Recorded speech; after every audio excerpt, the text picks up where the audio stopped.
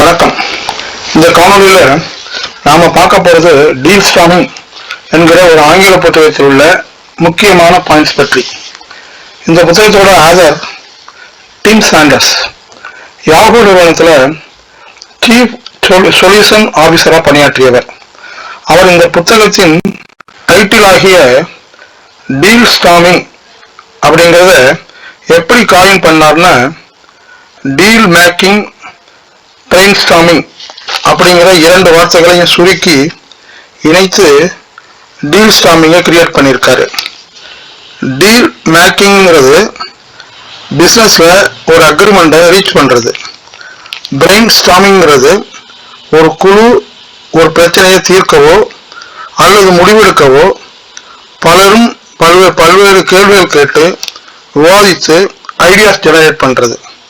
இந்த புத்தகம் B2B சேல்ஸ்க்காக படைக்கப்பட்டிருந்தாலும் வணிகத்திலும் தொழிலிலும் மற்ற விடயங்களுக்கும் அப்ளை செய்யக்கூடிய மகத்தான கருத்துக்களை கொண்டிருப்பதால் தற்போது நாம் முக்கிய பாயிண்ட்களுக்குள் செல்வோம்.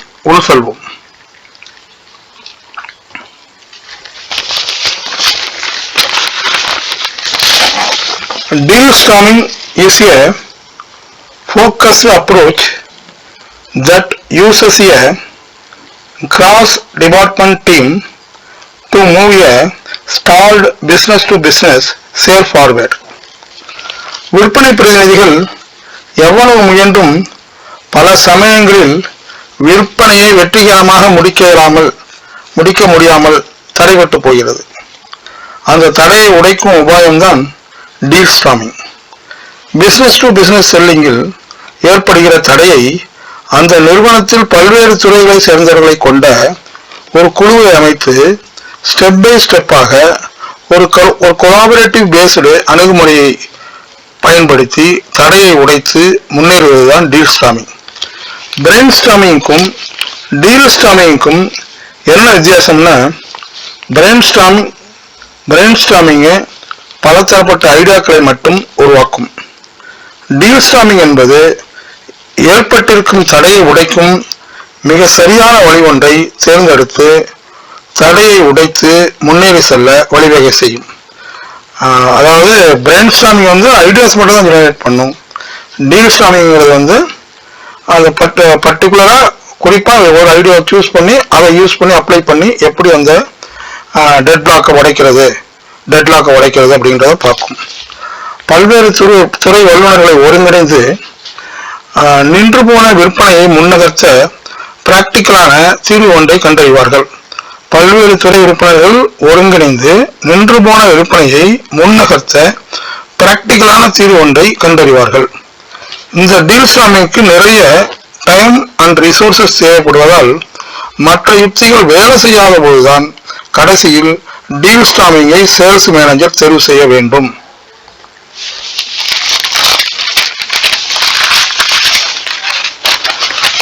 With 40% of sales rep unable to meet their quotas, making sales is harder than ever. நிறுவனத்தால் நிர்ணயிக்கப்படுகிற சேல்ஸ் கோட்டா, சேல்ஸ் டார்கெட் போன்றவைகளை பொதுவாக 40% சேல்ஸ் இழப்புகளால் அச்சீவ் செய்ய முடிவதில்லை என்று புள்ளி விவரங்கள் தெரிவிக்கின்றன. இதற்கு தீர்வு சொல்லும் வண்ணம் தான் ஆராய்ந்து டிம் சாண்டர்ஸ் டீல் ஸ்டார்மிங் முறையை கொண்டு வந்திருக்கிறார். பெரிய பிசினஸ் டு பிசினஸ் சேல்ஸில் ஏற்படும் டெட்லாக்கை உடைக்க ஒரு டைரக்ட் அப்ரோச்சை நமக்கு விளக்குகிறார். அதற்கான தீர்வாக 7 ஸ்டெப் ப்ராசஸையும் முன்வைக்கிறார். நின்று போகிற சேல்ஸை முன்னெடுத்து செல்ல டீல் ஸ்டார்மிங் தான் சிறந்த முறை என இந்த புத்தகத்தின் மூலம் டிம் சாண்டர்ஸ் நமக்கு வழிகாட்டுகிறார்.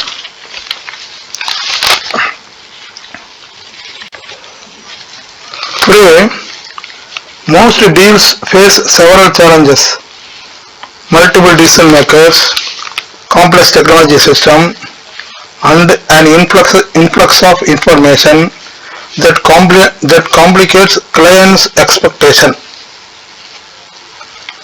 முன்ன மாதிரி இல்லை. இப்ப B2B சேல்ஸ் ப்ராசஸ் கடினமாக இருக்கிறது. முன்பெல்லாம் கிளைண்ட் சைடில் டிசிஷன் மேக்கர் ஒருவர் தான் இருப்பார். இப்போ அப்படி இல்லை, பர்ச்சேஸ் பண்ணுறதுக்கு ஒரு குழு அமைக்கிறாங்க. அதனால் பல்வேறு எதிர்பார்ப்புகளை கொண்ட குறைந்தது 5 பேரையாவது கன்வின்ஸ் பண்ண வேண்டியிருக்கிறது. அப்போது அதில் ஏற்படுகின்ற விற்பனை தடைகளை உடைக்க டீல் ஸ்டார்மிங் தேவைப்படுகிறது. ஒரு விற்பனை நபரால் கண்டுபிடிக்க முடியாத ஒரு வெற்றி உத்தியை டீமானது கண்டுபிடித்துவிடும். வேறு ஒரு விற்பனை ஒன்றில் கடைபிடித்த வெற்றி உத்தி ஒன்றை கூட வேறு ஒரு விற்பனை ஒன்றில் கடைபிடித்த வெற்றி உத்தி ஒன்றை கூட டீம் இங்கு பரிந்துரைக்கலாம். அந்த உத்தி நமது டெட்லாக்கையும் கூட அன்லாக் செய்யலாம். மேலும் தகவல் தொழில்நுட்பத்தை பயன்படுத்தி நம்முடைய ப்ராடக்டையும் நம்முடைய காம்படிட்டரையும் ஒப்பிட்டு பார்க்கலாம். மேலும் தகவல் தொழில்நுட்பத்தை பயன்படுத்தி நம்முடைய ப்ராடக்டையும் நம்முடைய காம்படிட்டரையும் கிளையண்ட் ஒப்பிட்டு பார்க்கலாம். விலை, தரம் போன்ற விவரங்களையும் கூட கிளையண்ட் ஒப்பிட்டு அறிந்து கொள்ள முடியும். அதே தகவல் தொழில்நுட்பத்தை பயன்படுத்தி வல்லமை மிக்க விற்பனையாளரும் கிளையண்டின் விருப்பங்கள், தேவைகளை அறிந்து விற்பனையை பெருக்கிக் கொள்ளலாம், வெற்றி கொள்ளலாம். ஆயுதத்தில் இல்லை வெற்றி, அதை பயன்படுத்துவரிடம்தான் இருக்கிறது.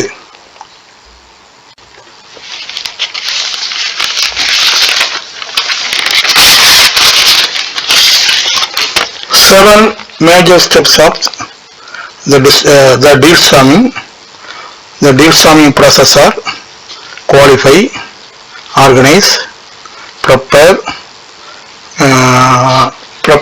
convene, execute, analyze and report. இதில் குவாலிட்டிங்கிறது குவாலிஃபைங்கிறது சேல்ஸ் மேனேஜர் டிசைட் பண்ணுவார். எல்லா முயற்சிகளும் செய்து பார்க்கப்பட்டு விட்டதா, இந்த டீல் ஸ்டார்ம் மீட்டிங் அவசியம்தானா, தேவைதானா, இந்த சேல்ஸ் ஆப்பர்ச்சுனிட்டியின் வேல்யூவும் காம்ப்ளெக்சிட்டியும் சரிதானதுதானா அப்படின்னு பார்த்துட்டு சேல்ஸ் மேனேஜர் இது குவாலிஃபை பண்ணலாமா, இந்த டீல் ஸ்டார்மிங் கொண்டு வரலாமா அப்படின்னு டிசைட் பண்ணுவார். ஆர்கனைஸ், என்ன நாலேஜ் அண்ட் ஸ்கில் தேவைப்படும்னு முதல்ல அசஸ் பண்ணணும் இந்த டீமுக்கு, டீல் ஸ்டார்ம் டீமுக்கு. அதுக்கு தகுந்த மாதிரி எக்ஸ்பர்டைஸ், ஸ்பெஷலைஸ்டு உள்ள ரைட் டீமை கம்பெனியின் பல்வேறு டிபார்ட்மெண்ட்களிலிருந்து அசம்பிள் பண்ணணும். மூணாவது ப்ரிப்பேர். டீல் ஸ்டார்ம் மீட்டிங் நடக்கிறதுக்கு 2-3 தினங்களுக்கு முன்பு மீட்டிங்கில் கலந்து கொள்ள போகிற எக்ஸ்பர்ட்ஸ்க்கு டீல் பிரீஃப் அப்படிங்கிற ஒன்றை கொடுக்கணும். டீல் பிரீஃப்ங்கிறது சேல்ஸ் முடங்கினத்துக்கான சுச்சுவேஷனையும், கிளையண்ட் பற்றியும், சேலஞ்ச் பற்றியும் விவரங்கள் அடங்கிய ஒரு கையேடு. மீட்டிங்க்கு தங்களை தகுந்த மாதிரி தயார் பண்ணிட்டு வர அந்த டீம் மெம்பர்ஸுக்கு இந்த டீல் பிரீஃப் உதவும். கன்வீன்ங்கிறது டீல் ஸ்டார்ம் மீட்டிங்ல நல்ல தீர்வு கிடைச்ச அந்த மீட்டிங்க்கு, டீல் ஸ்டார்ம் மீட்டிங்க்கு நல்ல தீர்வு கிடைக்கணும்னா அந்த மீட்டிங்க்கு ஸ்ட்ராங் கிரவுண்ட் ரூல்ஸ் இருக்கணும். மீட்டிங்கை குட் சென்ஸ் ஆஃப் கண்ட்ரோல்ல வச்சிருக்கணும். பங்கேற்பாளர்களை ஃபோக்கஸ்டா வச்சிருப்பதற்கு அஜெண்டா இருக்கணும், மீட்டிங் அஜெண்டா இருக்கணும். மீட்டிங் கைட்லைன்ஸ் கிளியரா இருக்கணும். குறிப்பிட்ட நேரத்துக்குள்ள மீட்டிங் நடத்தி முடிக்கணும். எல்லோருக்கும் தங்கள் கருத்து சொல்ல வாய்ப்பு அளிக்கணும். அடுத்தது எக்ஸிக்யூட். மீட்டிங்ல ஒப்புக்கொள்ளப்பட்டபடி எட்டப்பட்ட தீர்வை உடன் செயலாக்கம் செய்ய வேண்டும். அந்த சொல்யூஷனை, அந்த ஸ்ட்ராட்டஜியை உடனே செயல்படுத்த வேண்டும். அனலைஸ். டீல் ஸ்டார்ம் சொல்யூஷன் படி கிளையண்டோட இன்டராக்ஷன் பண்றப்ப ஒவ்வொரு தடவையும் எவல்யூஷன் பண்ணணும். தேவையான இடங்கள்ல சரியான இம்ப்ரூவ்மெண்ட் செய்து நின்று போன விற்பனையை வெற்றி அடைய வைக்கணும். ரிப்போர்ட். கிளையண்டோட நடந்த ஒவ்வொரு இன்டராக்ஷன் விளைவுகளையும் டீல் ஸ்டார்ம் டீமுக்கு உடன் ரிப்போர்ட் பண்ணணும். ப்ராக்ரஸ் அண்ட் சக்சஸ் போன்றவைகளை நாம் ரிப்போர்ட் செய்யும் போது ஃபாலோ அப் விடயங்களில் டீமின் வழிகாட்டுதல் மிக சிறப்பாக இருக்கும்.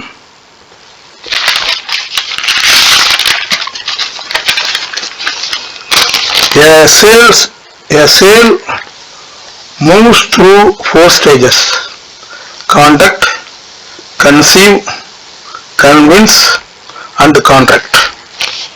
Contact. First interaction with potential customer தான் கான்டாக்ட்ங்கிறது.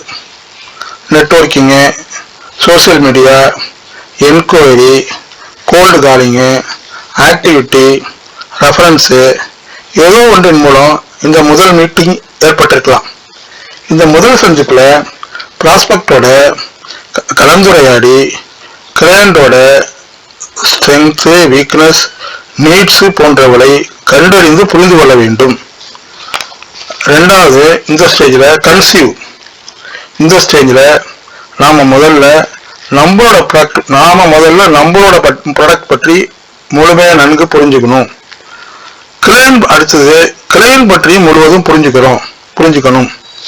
இப்போ சேல்ஸ் பிச் பண்ணணும். இந்த கன்சீவ் ஸ்டேஜில் 2 புரிதலும், அதாவது ப்ராடக்ட் பற்றிய புரிதலும் ப்ராஸ்பெக்ட் பற்றிய புரிதலும் மேட்ச் ஆகிறத ப்ராஸ்பெக்டுக்கு புரிய வைக்கணும். ப்ராடக்ட் வந்து கஸ்டமருக்கு எப்படி மேட்ச் ஆகுதுங்கிறது ப்ராஸ்பெக்டுக்கு புரிய வைக்கணும். அதான் கன்சீவ்ங்கிறது. கன்வின்ஸுங்கிறது முக்கியமான ஸ்டேஜ். நாம் கற்றதையும் பெற்றதையும் வச்சு கிளையண்ட்டை கன்வின்ஸ் பண்ணுறது, டெமான்ஸ்ட்ரேஷன் பண்ணுறது, நெகோசியேஷன் பண்ணுறது, காம்படிட்டர்லேருந்து நம்மளோட டெமான்ஸ்ட்ரேஷன் பண்ணுறது, நெகோசியேஷன் பண்ணுறது, காம்படிட்டர்லேருந்து நம்மளை வசதியாக காண்பிக்கிறது. ஏன் வாங்கணும் என்று கிளையண்டிடம் புரியபடி, ஏன் இதை வாங்கணும், இந்த ப்ராடக்டை வாங்கணும், சர்வீஸை நமக்கு வாங்கணுங்கிறத கிளையண்ட்டுக்கு புரியும்படி விளக்கி கூறி வாங்க தோன்றது இந்த கன்வின்ஸ் ஸ்டேஜ். இதில் நெகட்டிவிட்டி, அப்டாக்கிள், அப்ஜெக்ஷனு, சேலஞ்ச் ஏற்பட்டு விற்பனை முடங்கும் பொழுது டீல்ஸ்டாம் துணை கோருவது, டீல்ஸ்டாமோட உதவியை கோருவது இந்த கன்வின்ஸ் ஸ்டேஜ். கான்ட்ராக்ட். இந்த ஸ்டேஜில் தான் சேல்ஸ் இன் ஃபைனல். இங்கு தான் டீல் க்ளோஸ் செய்யப்படுது. மேலும் இங்குதான் டேர்ம்ஸ் அண்ட் கண்டிஷன்ஸ் ஃபைனல் செய்யப்படுகிறது, அக்ரிமெண்ட் சைன் ஆகிறது. இம்ப்ளிமெண்டேஷன் அண்ட் டெலிவரி என்கிற அடுத்த லெவலுக்கு முன்னெடுத்து செல்லப்படுவது இந்த கான்ட்ராக்ட் ஸ்டேஜில் தான்.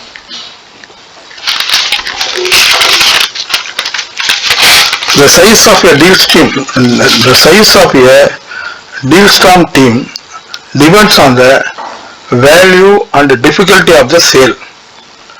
டீல்ஸ்டாமோட டீம் சைஸு எதை சார்ந்து இருக்கணும்னா அந்த சேலோட வேல்யூ அண்ட் டிஃபிகல்ட்டியை பொறுத்து இருக்கு. வேல்யூங்கிறது அந்த டீல் மூலமாக வரக்கூடிய ரெவென்யூ, அந்த பிராண்டோட ப்ரெசன்ஸு மற்றும் மார்க்கெட்டில் அவங்க பெனட்ரேஷன், இதெல்லாம் வந்து வேல்யூவில் வரும். டிஃபிகல்ட்டிங்கிறது சேல்ஸ் ப்ராசஸில் வரக்கூடிய சேலஞ்சஸ், அப்டாக்கிள்ஸ், முடிவெடுக்கக்கூடியவர்களின் எண்ணிக்கை, இவைகளை பொறுத்தது டிஃபிகல்ட்டி. இதுக்கு ஒரு கால்குலேஷன் சொல்கிறாரு டிம் சாண்டர்ஸு. வேல்யூக்கு 10 வரை உள்ள ஸ்கேல் வச்சுக்க சொல்கிறாரு, டிஃபிகல்ட்டிக்கும் 10 வரை உள்ள ஸ்கேல் வச்சுக்க சொல்கிறாரு. மேல் சொன்ன இரண்டுக்கும் அந்தந்த ஸ்கேலில் ரேட்டிங் பண்ண சொல்கிறாரு. வேல்யூ ஸ்கோரையும் டிஃபிகல்ட்டி ஸ்கோரையும் பெருக்க சொல்கிறாரு. பெருக்கிறப்ப வர விடை ரிசோர்ஸ் ஸ்கோர். ரெண்டையும் வேல்யூ ஸ்கோரையும் டிஃபிகல்ட்டி ஸ்கோரையும் பெருக்கணும்னா கிடைக்கிற விடை வந்து ரிசோர்ஸ் ஸ்கோர். இந்த ரிசோர்ஸ் ஸ்கோரை பேஸ் பண்ணி டீல்ஸ்டாம் டீம் ஃபார்ம் பண்ண சொல்றாரு. இந்த ரிசோர்ஸ் ஸ்கோரை கிடைக்கிறது ரிசோர்ஸ் ஸ்கோர்ஸ், அதை பேஸ் பண்ணி டீல்ஸ்டாம் டீமை ஃபார்ம் பண்ண சொல்றாரு. எடுத்துக்காட்டா வேல்யூ ஸ்கோர் 7ன்னு வச்சுக்கோங்க, டிஃபிகல்ட்டி ஸ்கோர் 5ன்னு வச்சுக்கோங்க. மல்டிப்ளிகேஷன் ரிசோர்ஸ் ஸ்கோர் வந்து 35 வரும். 7 × 5 7 × 5 = 35. As per team standards, scores up to 30. Dealstorm team வந்து 2 or 3%. Score 30 to 49. Dealstorm persons வந்து 4 to 5. Team score 50 to 69. Dealstorm team persons வந்து 6 to 9.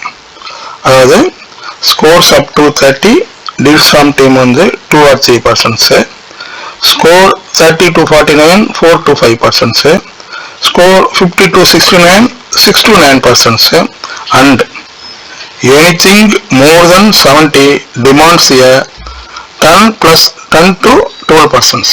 70க்கு மேல இருந்ததுன்னா அந்த ஸ்கோர் மல்டிப்ளிகேஷன் ரிசர்வ் ஸ்கோர் வந்து 70க்கு மேல இருந்தால் 10ல இருந்து 12 பேர் வரைக்கும் டீல்ஸ் ஃப்ரம் டீம்ல இன்க்ளூட் பண்ண சொல்றாரு டீம் ஸ்டாண்டர்ட்.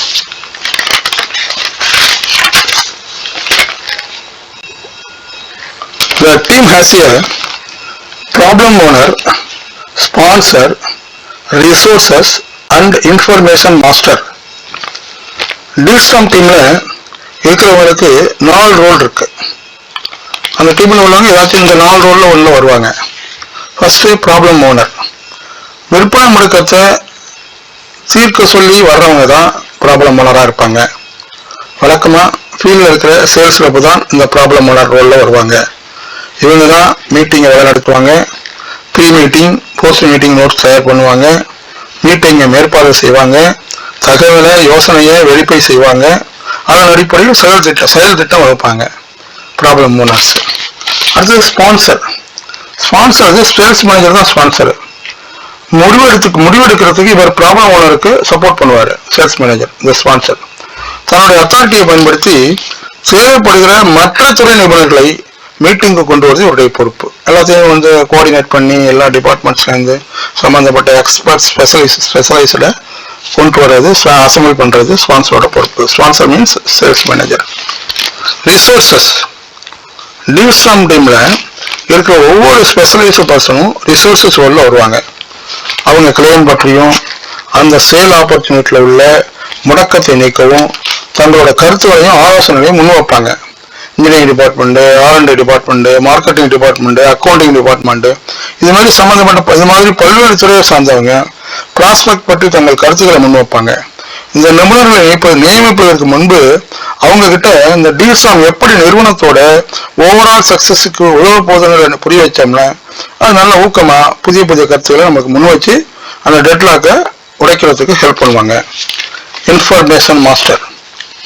டீல்ஸ் மீட்டிங் மூலம் கிடைக்கும் அவுட்கம்மை ரெக்கார்ட் செய்வது, அதை ஆர்கனைஸ் பண்றது, ரிப்போர்ட் பண்றது போன்ற தகவல் மற்றும் தரவு சேகரிக்கும் பணியில் ஈடுபடும் ரோலை செய்யும் டீம் மெம்பரை தான் இன்ஃபர்மேஷன் மாஸ்டர். அந்த தகவல் மற்றும் தரவுகளை சேகரிக்கும் பணிகளை ரெக்கார்ட் பண்றாங்கல்ல, அவங்க இந்த மெம்பர் தான் இன்ஃபர்மேஷன் மாஸ்டர்.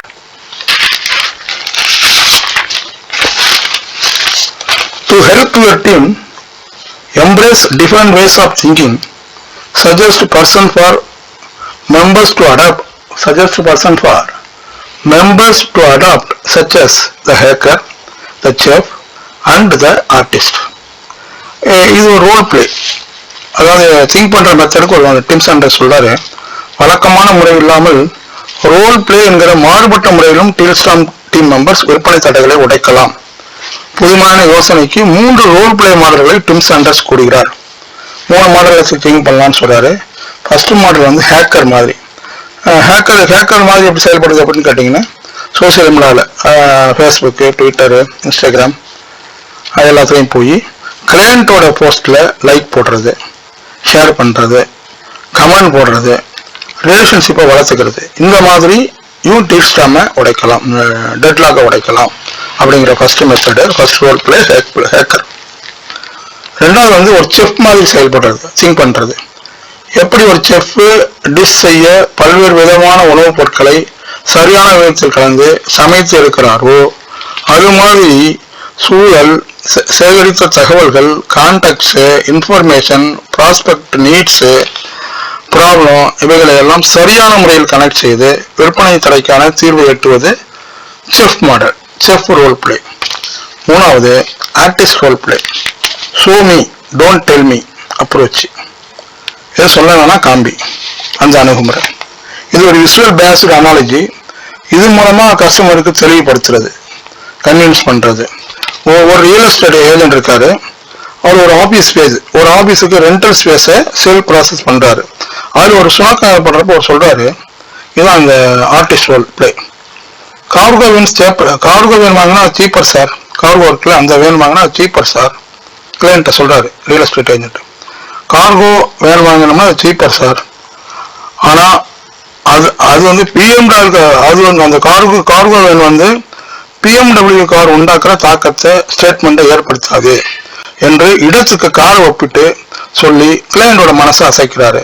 இதுதான் show me don't tell me approach, visual based analogy. இந்த மெத்தட் மூலமா திங்க் பண்ணலான்னு மூணாவது ஆர்டிஸ்ட் ரோல் பிளேயை அவர் சொல்றாரு.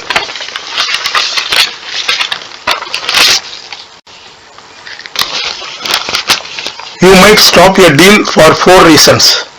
It's a bad fit, you lack a unique offer, chasing the deal is a waste of time, or continued contact might damage your client relationship. Sales பண்ணாம எந்த இடத்துல நிறுத்தலாம், தேவையில்லாம முயற்சி பண்ணாம எப்பப்ப சேல்ஸை நிறுத்தலாம், அந்த முயற்சியை நிறுத்தலாங்கிறதையும் சொல்றாரு டிம் சாண்டர்ஸ். ஃபர்ஸ்ட் வந்து பேட் ஃபிட். கிளையண்ட் அலைன்மெண்ட்டுக்கு கிளையண்ட் வந்து நம்ம அலைன்மெண்ட்டுக்கு சரியா வரலைன்னா, கிளையண்ட் நம்ம அலைன்மெண்ட்டுக்கு சரியாக வரவில்லை என்றாலும் மேற்கொண்டு தொடர்பு கொள்ள வேண்டாம் என்று கிளையண்ட் சொன்னாலும் உடன் சேல்ஸ் ப்ராசஸை நிறுத்திக் கொள்ளலாம். இது bad fit. No unique offer. உங்கள் ப்ராடக்ட் பற்றி பலமுறை எடுத்து கூறியும் கிளையண்ட் கன்வின்ஸ் ஆகவில்லை என்றாலும், பலமுறை சந்தித்தும் பலன் இல்லை என்றாலும், நேர்மறையான அறிகுறி எதுவும் தென்படவில்லை என்றாலும், நமது ப்ராடக்ட் அவருக்கு ஆபத்தை தூண்டவில்லை என்றாலும் சேல்ஸ் ப்ராசஸை நிறுத்திக் கொள்ளலாம். இது நோ யூனிக் ஆஃபர். மூணாவது வேஸ்ட் ஆஃப் டைம். சேல்ஸ் ரப் தொடர்ந்து பலமுறை முயற்சி செய்தும் பலன் அளிக்காது என்று பட்டால், கால விரயம் என்று தோன்றினால் அத்துடன் சேல்ஸ் ப்ராசஸை நிறுத்திக் கொள்ளலாம். Waste of time. Potential damage. மேற்கொண்டு தொடர்ந்து விற்பனை முயற்சி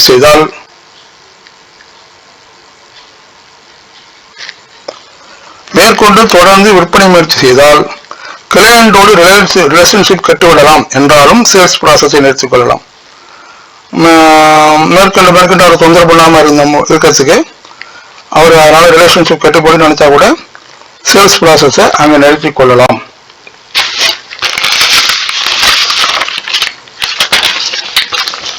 Moving a deal forward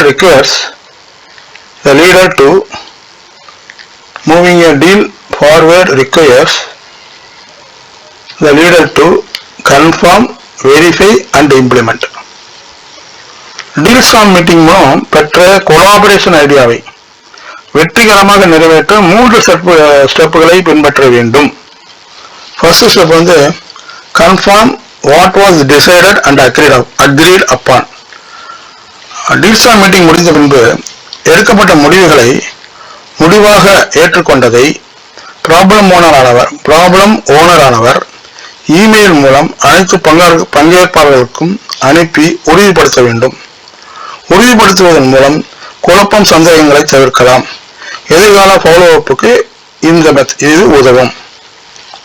ரெண்டாவது வந்து verify the assumption and claims about key issues. உண்மைகளை சரிபார்த்துக் கொள்ள வேணும். டீம்ஸ் மெம்பர் கூறிய அனுமானங்கள், யூகங்கள், உத்திகள் குறித்து நன்கு ஆராய்ச்சி செய்ய வேண்டும். கிளையண்டிடம் எதிர்கொள்ளும் பொழுது ஏற்படும் சவால்களை சமாளிக்க இவைகள் உதவும். நம்ம வெரிஃபை பண்ணோம்னா அசிம்ஷன்ஸ் அண்ட் கிளைம்ஸ் எல்லாம் நம்ம வெரிஃபை பண்ணிக்கிட்டோம், ஒரு ரிசர்ச் பண்ணிட்டோம், ப்ரிப்பேர் பண்ணிட்டோம்னா கிளையண்ட்டை நம்ம இன்டராக்ஷன் பண்றப்ப ஏற்படுற அப்டக்கிள்ஸை நம்ம ஓவர் கம் பண்ண முடியும். மூணாவது implement the winning ideas methodically. Meeting முடிவுகளின் அடிப்படையில் டைம்லைன்களோடு ஒரு செயல் திட்டத்தை ஸ்டெப் பை ஸ்டெப்பாக தீட்டி அதனை சிறப்பாக செயல்படுத்தி விற்பனையை வெற்றி காண வேண்டும். கிளையண்டை சந்திப்பதற்கு முன்பு ஒரு முறை ஒத்திகை பார்ப்பது சால சிறந்தது. பெரிய விற்பனைக்கு கூட்டு முயற்சியே சிறந்த வழி என்கிற இந்த புத்தகத்தை படிக்கலாம். நன்றி.